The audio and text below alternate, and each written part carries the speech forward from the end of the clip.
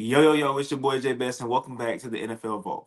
Today on episode 3, me and two good friends of mine, River and TJ, will be previewing the AFC and the NFC East and also answering 3 very crucial questions going into the 2025 NFL season. Who's the most overrated team? Who's the most underrated team? And also, who made the best offseason move this year? Then, as always, we're closing out the episode with a very bold prediction for 2025. So, without any further ado, let's open the vault.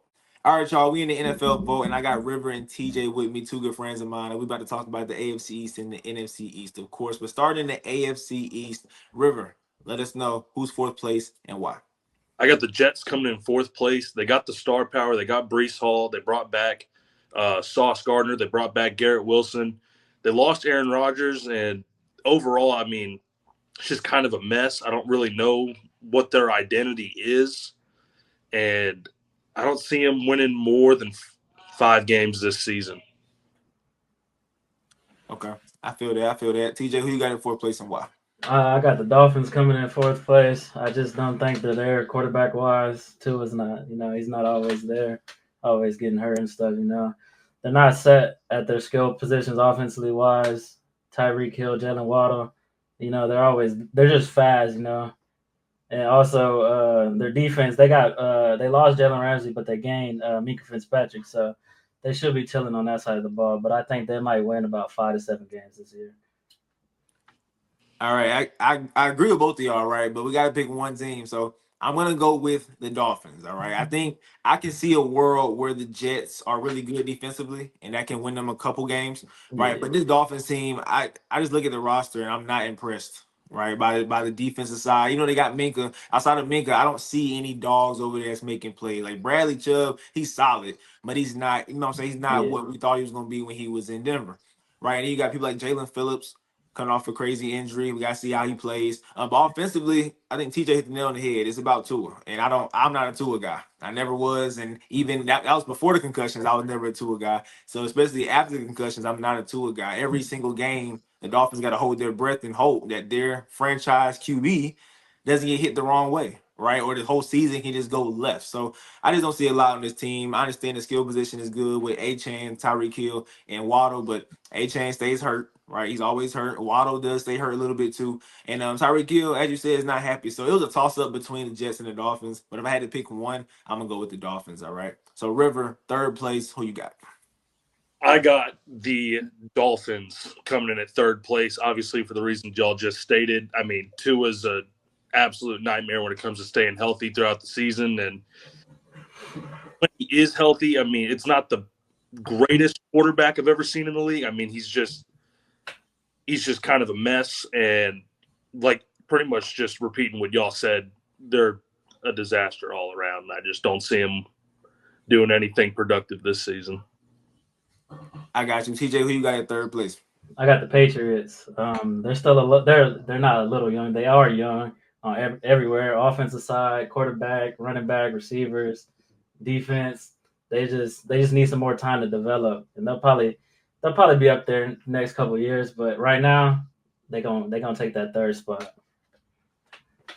Okay. In my third spot, I'm going with the Jets. All right. Basically what River said, right? But the only reason why I'd rather put them at third versus the Dolphins is because of Aaron Glenn, right? Aaron Glenn coming from Detroit. Detroit secondary is so bad, right? Really, all they had was a good pass rush with Aiden Hutchinson. Aiden Hutchinson goes down, the whole defense struggles. But Aaron Glenn kept them afloat, right? Because of his ability to call plays on the defensive side. So I think that him coming to a team that's on defense, they have stars. Right, they have Sauce Gardner, they have Quentin Williams, they have Quincy Williams. They also have guys on that defense that can make plays. They underachieved last year because what I saw was a New York Jets team year before last when Aaron Rodgers got hurt. I saw them go 7-10 with Zach Wilson, and it was getting led by the elite defense, right? So I'm thinking, okay, Aaron Rodgers coming back healthy. He can at least add 3 to 4 wins. It should be an 11-win team or something like that, right? But that defense took steps back last year. And then Robert Sala's gone, of course. But I think Aaron Glenn can win games defensively. Justin Fields, it's a lot to be desired. I still feel like we don't know if he's a bust or if he's good because we've seen flashes of both. We've seen some plays where we're like scratching our head, and then some plays we're like, okay, he's showing potential, right? So him having Garrett Wilson again, they played together in college, so that should be a good chemistry they have. Brees Hall, I got to see more. Last year, I was one of the idiots that drafted him first overall in my fantasy drafts, right? Because I just thought the ceiling was there with Aaron Rodgers coming back, but the O line was so bad, there was no run game, right? So if the O line got a little better, then they can make a little bit of noise. But offensively, I don't like them, but defensively, I think I love them. All right, so that's my third place team. River, who you got in second place and why? I got the Patriots coming in second. I don't know why I like this team so much. I love the young group of guys they had. They added Stephon Diggs in the offseason. That gives Drake May a good target to learn with and just kind of guide him through his process of being a young quarterback, and kind of not a great division. I mean, I think the Patriots can win a good amount of games when it comes to playing the Jets and the Dolphins. Or, sorry, yes, the Jets and the Dolphins.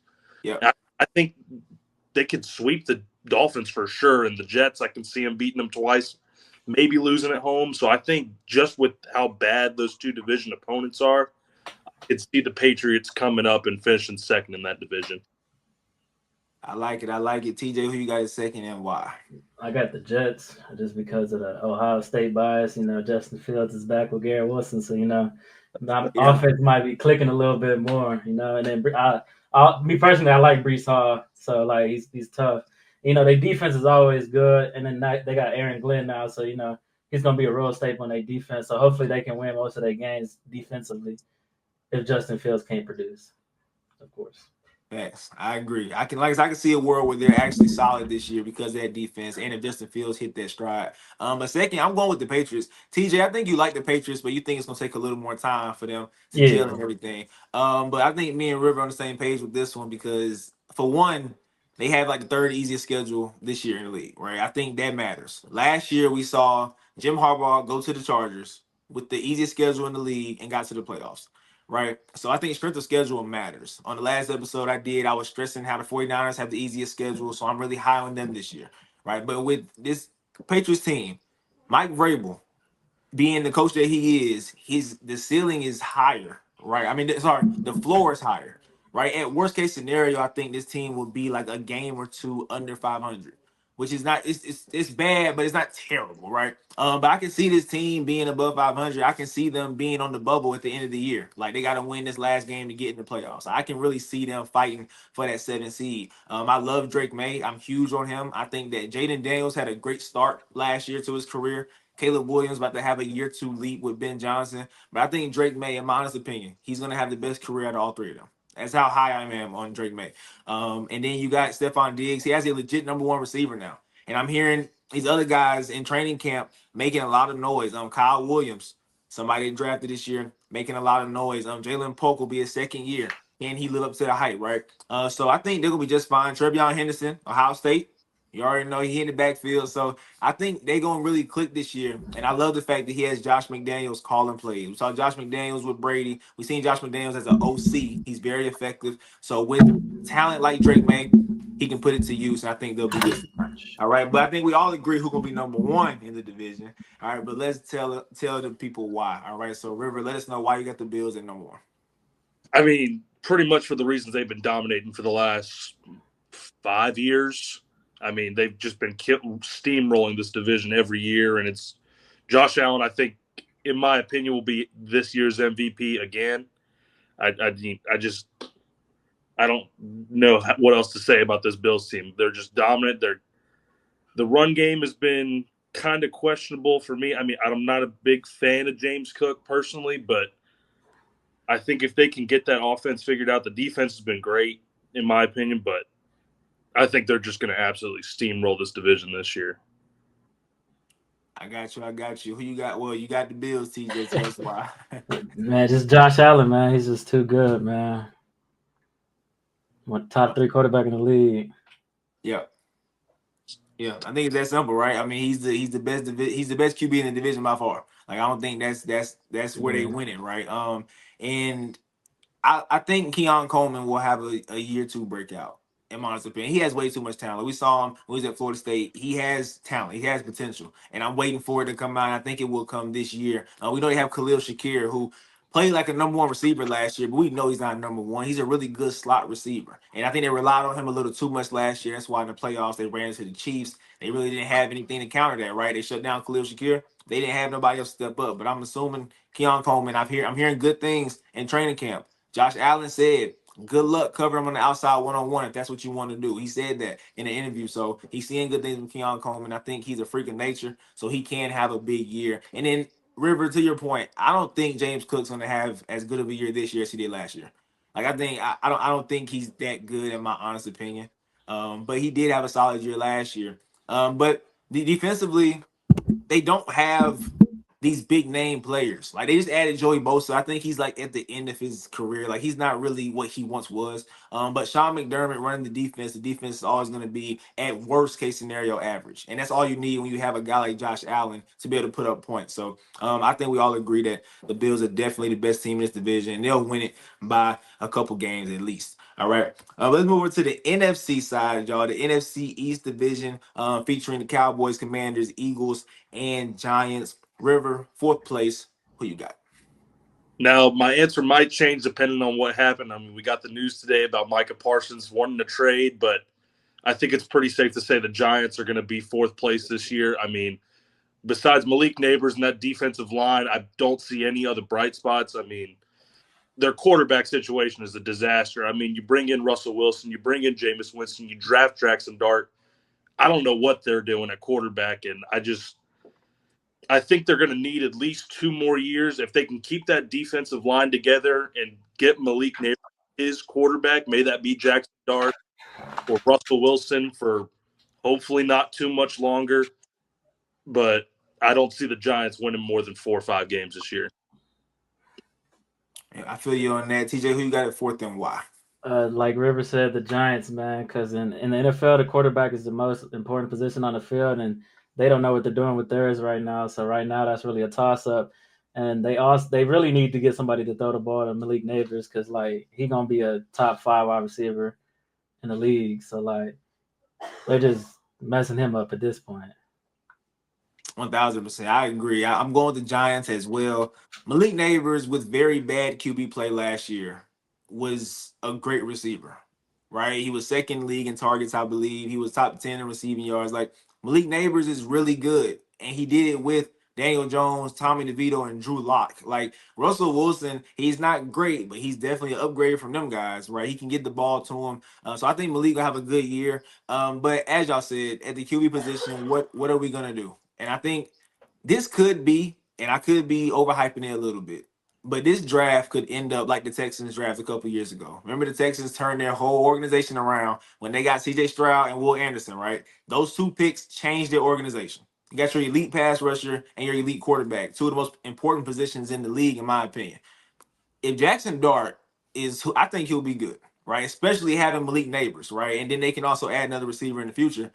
You just got Abdul Carter, who I'm hearing in training camp, he's outperforming Brian Burns and Kayvon Thibodeau, right? So you found your elite edge rusher. If Jackson Dart is who I think he can be, this team's going to be good in the future. But this year specifically, they're going to be last. And not only that, but I hope they do not fire Brian Dable. I really do, because I don't think he's the problem at all. He's had Daniel Jones since he's been there. Like, what do you want him to do with that? Like, he's not a miracle worker. He's not Jesus. He can't turn water into wine, y'all. Like, come on. Like, come on now. So I think that Brian Dable needs to stay, and they have the hardest schedule this year.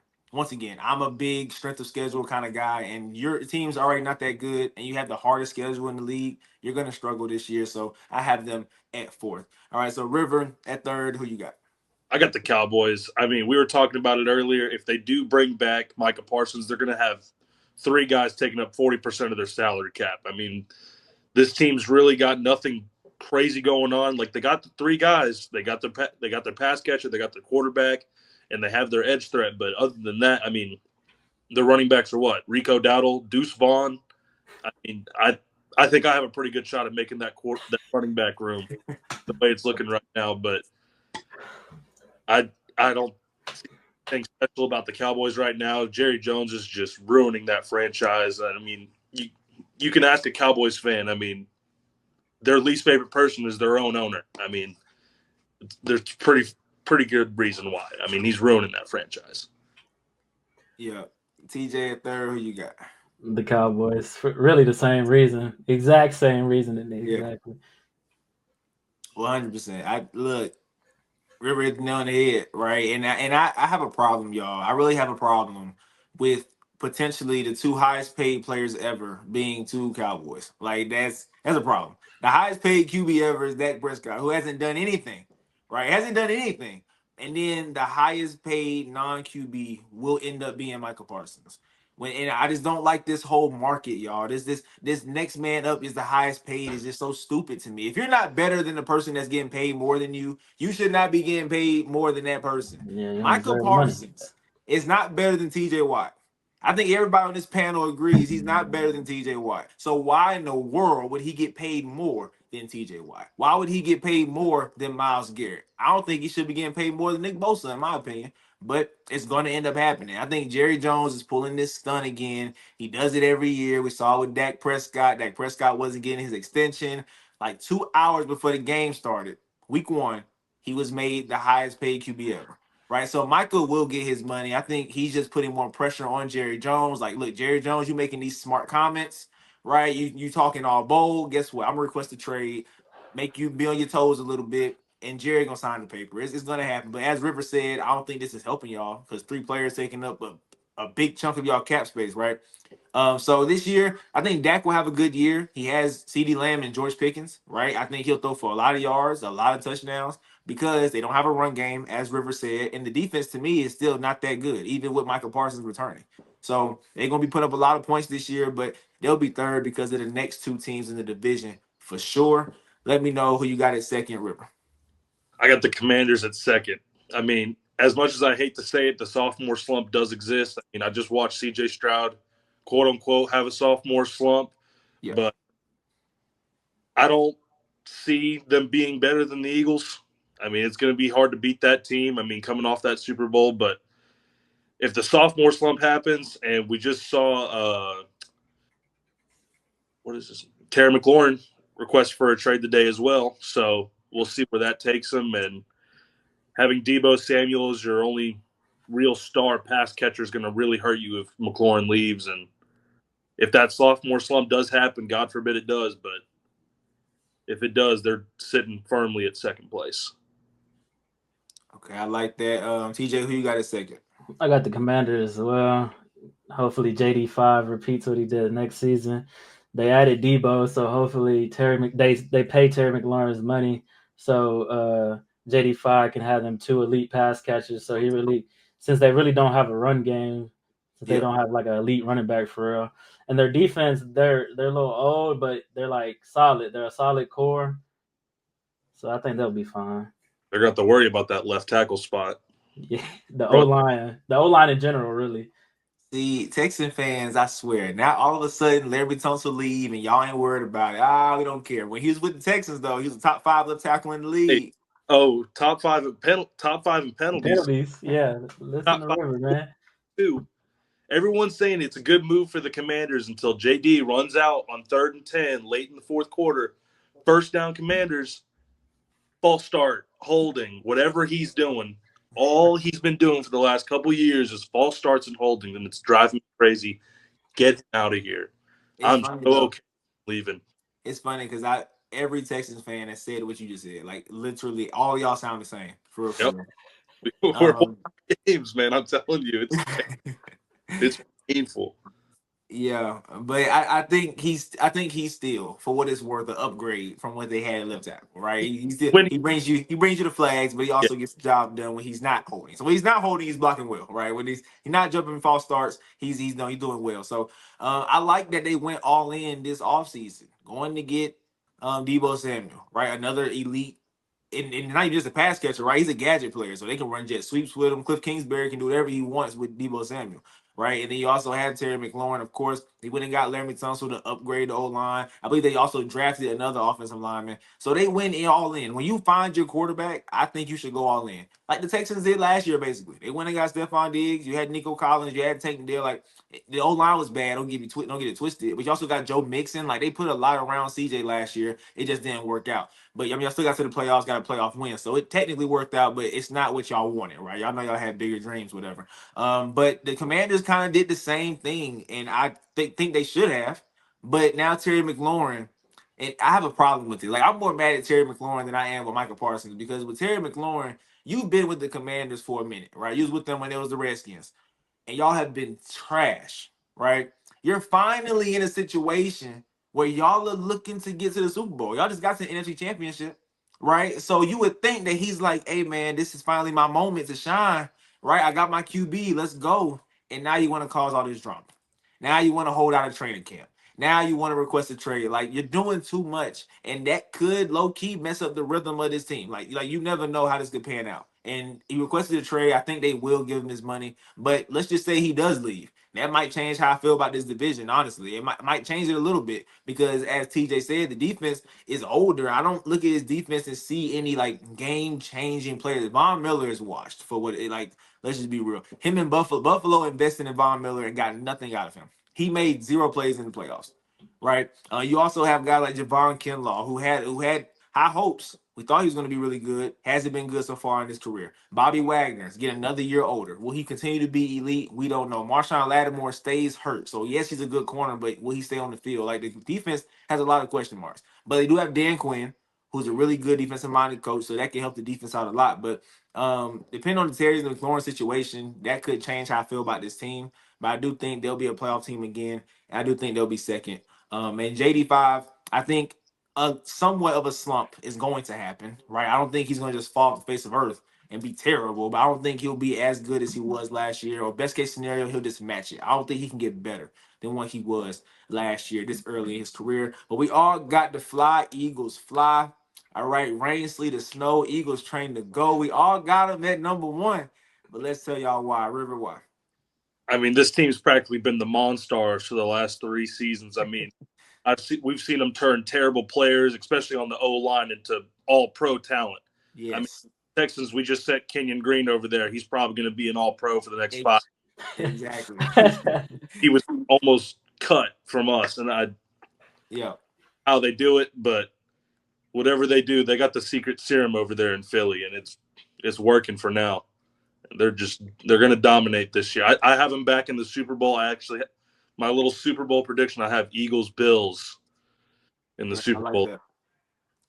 I like that. TJ, you got the Eagles at number one, but let us know why. They're just too OP, man. I ain't gonna lie. Like River said, to me they the Dodgers of the NFL. Whoever you send over there, they just magically get good. So it's kind of making me mad. Yeah, I feel y'all, man. I think the Eagles will run it back this year. I think they're just too good. And although they did lose some players defensively, because they can't pay everybody, right? They did lose some guys, but I'm still looking at this defense, and I see names like Jordan Davis, Jalen Carter, Nolan Smith, Zach Bond, who, like River said, Zach Bond came from New Orleans. We didn't know who this dude was. All of a sudden, he's an all-pro middle linebacker. Like, I don't know what's going on in Philly, but you hit the nail on the head with that one. Nakobe Dean will come back eventually. He had that knee injury last year. Still got Quinyon Mitchell, who is, to me, very underrated. I think he's one of the top 10 corners in the league already after what we saw last year. Cooper DeJean, you still got him. You still got guys like Reed Blankenship, who doesn't jump off the paper, but he's solid, right? They did lose Gardner Johnson. They did lose Josh Sweat. They lost Milton Williams. They lost some guys, but I still think this defense, led by Vic Fangio as the DC, will be really good. Then offensively, what are we talking about here? I mean, they still got the best O-line in the league, right? And like River said, they take these. Mekhi Becton was a bust when he was in the Jets, right? He comes to the Eagles. He came to the Eagles. They just said, you know what, we're gonna put you at right guard instead. And all of a sudden, he's out here just mauling people. Like where was this when you was a tackle? You know. But yeah, same thing. Like you said, you brought Kenyon Green in. He's on the bench right now. So if somebody gets hurt, he's gonna be plug and play. And who knows? He might be another all-pro lineman that they added to the team. But you got Jalen Hurts, and to me, Jalen Hurts performs the best in the biggest moments. Right? That's what I love most about Jay Hurts. When the moment is big, we've seen him in 2 Super Bowls already. And I can argue he outplayed Mahomes in both of them. In the shootout game and in the blowout game, he outplayed Mahomes on the biggest stage. That's all you can ask for from your quarterback. Yes, his job is easier. Of course, he has Saquon Barkley, a great O-line, A.J. Brown, Devontae Smith. I get it. But when the going gets tough, when Saquon has 57 rushing yards in the Super Bowl, Jay Hurts puts the ball in the air and gets the job done. right? So I think he does not get enough credit for what he does with this team. But yeah, they'll definitely running back this year because I don't see like uh, barring injury, right? Because there's this notion out here that Saquon's just guaranteed to get hurt this year, right? After having that big year last year, the Madden curse. That's what they say. But if he's healthy, AJ Brown healthy, Devontae Smith healthy, Jalen Hurts healthy, they'll be just fine, and they should win their division. All right, let's move on to our next segment. All right, which will be the most overrated team. All right, so me and the fellas gonna let y'all know who we think the most overrated teams are. River, you up first. Who's the most overrated team in the NFL to you? So I got a couple. One of them, I'm it's going to be more towards the end of the season, but I think the Chiefs are going to be a little overrated when it comes to the end of the season. Looking at their schedule earlier today, they have one game where they're really tested outside of Arrowhead. They played the Bills in Buffalo, and besides that, they played the Eagles at home. They play the Lions at home. All of their hard games are at home, and I think when they end up with a 13-4 record, they're going to be they're coming back for another Super Bowl, and I really don't think they've been tested all year. I think they might be a little overrated when it comes to the end of the season, but if we're going into the season, I'm taking the Green Bay Packers. I don't like the Packers. I don't see anything special about the Packers. Jordan Love, in my opinion, sucks. But Golly, River, I don't say he sucks. You could say it nicer. Packers guy. I don't see anything special. I mean, Josh Jacobs, I mean, that's your number one weapon right now. I mean, I don't know what they're doing. I mean, the defense is decent, but they're nothing special. I mean, the only reason the Packers been decent is because that division's been terrible for the last 15 years. Not anymore. Not now. Exactly. Not They're in my opinion. four. They're four in that division now. Yeah, I feel you on that. TJ, who is the most overrated team in the league? You're gonna hate me for this one, man, but I got the Steelers. Oh, oh snap, bro! Came on the show and taking shots, bro. That is crazy work. That is crazy work, man. Go ahead and say what you gotta say, bro. Say what you gotta say. bold. That's bold. After being an Aaron Rodgers fan for a long time, I just don't think he got it no more, man. It's time to hang up the cleats for him.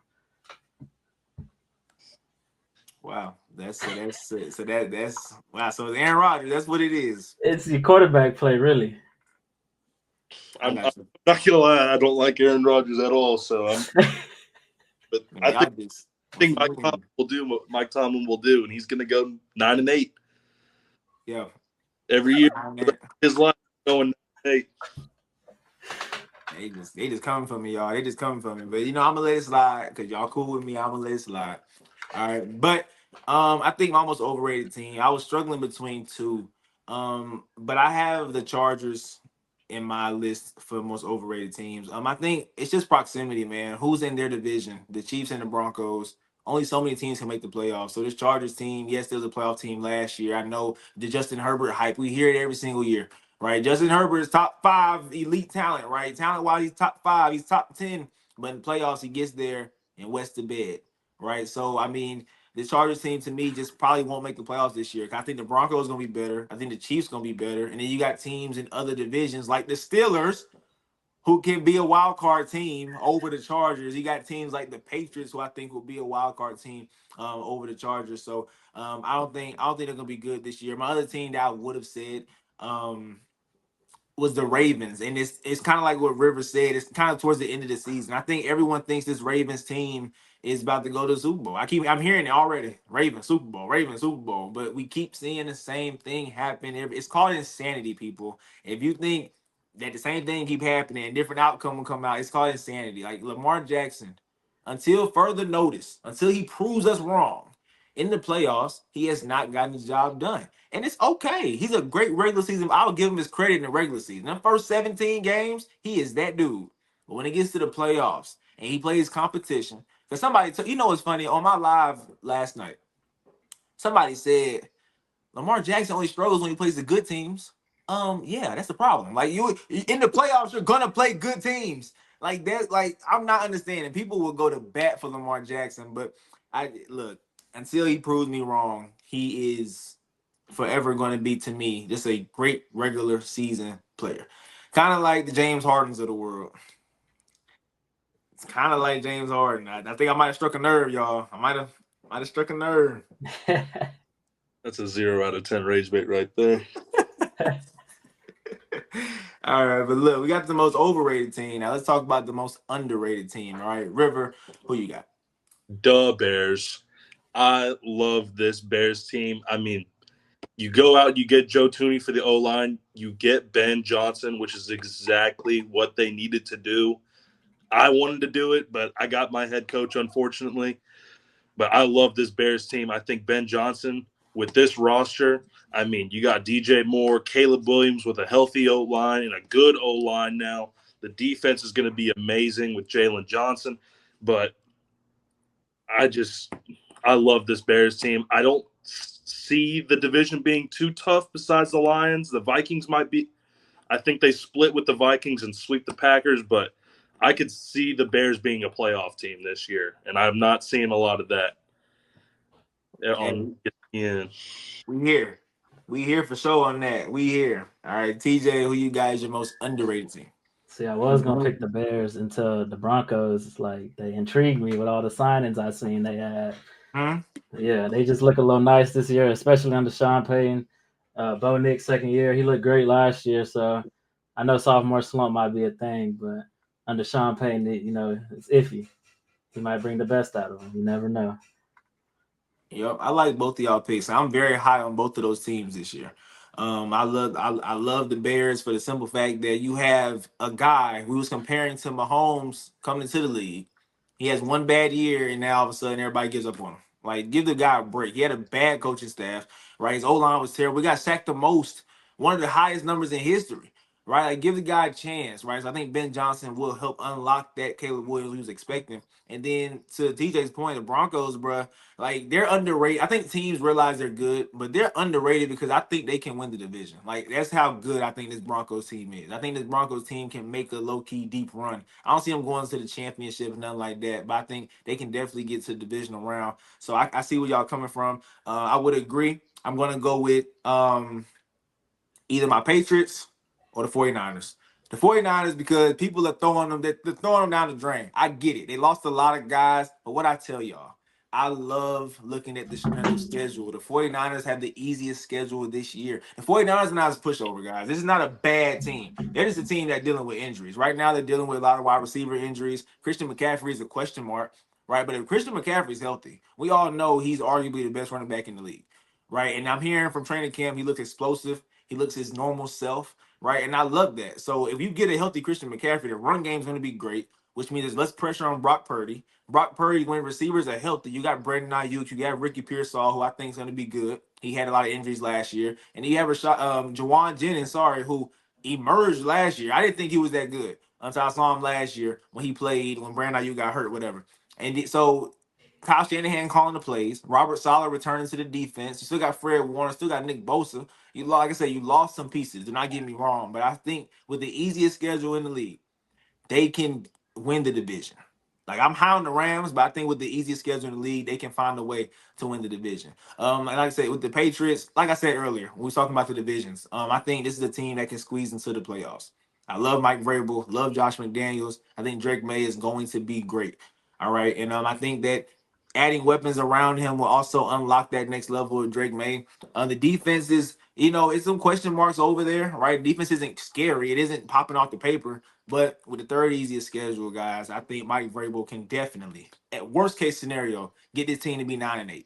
Worst case, right? There might be a game out of the playoffs, but I think they can also squeeze in there. So I got the Patriots and I got the who did I just say? Am I tripping? Who did I just say? 49ers. The 49ers. Boom. The Patriots and the 49ers. My bad. All right, but next up, we got the best off-season move. Right, there's a lot of moves made this off-season, but we're going to let y'all know who we think had the best off-season move. River, you up first. I'm tied between two, and one kind of feels like a cheap answer, but the Bears going out and getting Ben Johnson. I know it's not a player, but it means so much more to have that coaching. Like the Bears have had bad coaching my whole life. I can't remember the last time the Bears got praised for having good coaching. Yeah. And then I think he's just going to turn that team around. And then my other choice, I'd have to say it's kind of a 2-for-1, but the Broncos going out and getting Dre Greenlaw and Hufanga, those two guys were absolute monsters. And I know the 49ers were kicking and screaming watching both of them leave, but that defense was already top 3 in the league before, and you add those two guys and a couple others. I'll probably have to go with that one for the best offseason signing. I like that. TJ, go ahead and let us know who had the best offseason move. The Broncos signing Dre Greenlaw and Hufanga, man. They just made that defense even more scary than it already was. Yep. That defense was one of the best last year. They led the league in sacks, right? And they say, you know what? Let's go and get a better pass covering safety, right? Let's also get a linebacker who can cover the pass and defend the run as well. So they just went and got better, which I love to see. Like, I think the Eagles are the only team that consistently every single year tries to get better on their roster. The Broncos just did the same thing, and I love it. I'm gonna go with 2 answers, and I'm gonna change it up a little bit. I'm going with answers that I think will affect the future, not necessarily right now, but the future. I'm going to go with the Raiders hiring Pete Carroll. I think that's going to help build a winning foundation. Pete Carroll is not going to see it happen because he's older, right? He's going to retire soon. But I think he can help build this winning culture for the Raiders, which they haven't had since God knows when, right? He can help build it because he built it in Seattle, right? He also built it at USC, right? So he knows how to build winning cultures. He can build this culture, and I think a guy like Chip Kelly, who we've seen as a head coach not be good in the league, but I think he can have a second chance learning under Pete Carroll. He can come in and be better as a head coach, right? We know he's a great offensive play caller, but he's the OC right now. I think he'll end up taking that head coaching job moving forward. But I love how they went and got Pete and said, look, help us build this thing from the ground up. I don't necessarily like them getting Geno Smith. I really hated the Ashton Jeanty pick for right now because I don't think the O-line is good enough to just say, hey, let's run the ball with Ashton Jeanty 50 times a game, whatever. I don't think that's going to be the case this year. But Ashton Jeanty moving forward, as the O-line gets better, will be good. Hopefully don't take a lot of hits this year, wear it out a little bit. But Pete Carroll setting the foundation to me is good. And people really disagree with me on this one, but Jacksonville trading up to get Travis Hunter, to me, I love it. I love it. See, Texans fans, of course, Texans fans are the one that disagree with me. When they didn't take Abdul Carter, do you think my O-line can handle Abdul Carter twice a year? That is true. Smiling ear to ear when they took Travis Hunter. That is true, and they could have taken him. I was mad at the Browns for not pairing Abdul with Myles Garrett. That, to me, would have been one of the best pass rushing duos we ever seen, right? So, but I think with Travis Hunter, there to me was 2 generational talents in this draft, like 2 automatic Hall of Famers, future Hall of Famers, assuming Travis Hunter's career doesn't get cut short, and we all know why. Is Abdul Carter and Travis. So them going up to get Travis, pairing him with Brian Thomas Jr., right? That to me is going to be a scary wide receiver duo moving forward. Now, I do not like the fact that they're going to end up playing Travis both ways this early because I don't think the defense is good enough to say, hey, if we add Travis, we'll be this much better. I think the defense is still torchable, right? But if Travis can sustain, like if he can sustain his health and not get worn down from being on defense and offense, he can be a generational player to come, right? You already have Brian Thomas Jr., so they can have one of the best receiver duos moving forward for a long time. Travis Hunter's 21. Brian Thomas Jr. is 22, right? So that to me was just a really, really good pick.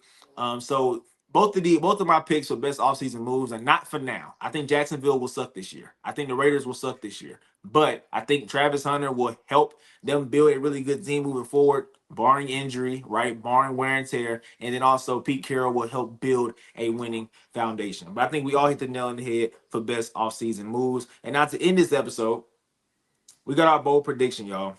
Our bold prediction this year. I want it to be very bold, y'all. I need bold. All right. I need us to say something that people gonna really just say, you know what, I'm done watching them. That's how bold I want this to be. All right. So River, let us know your bold prediction. I feel like I already know what it is for some reason, but let us know your bold prediction for this year.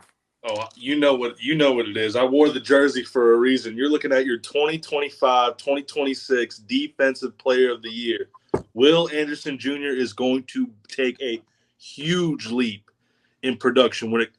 Our defense is absolutely disgusting. I mean, you can't double team everybody. I mean, you're going to double team Daniil Hunter on one side. You're going to let Will Anderson go free on the other side. he is going to tear this league apart this year.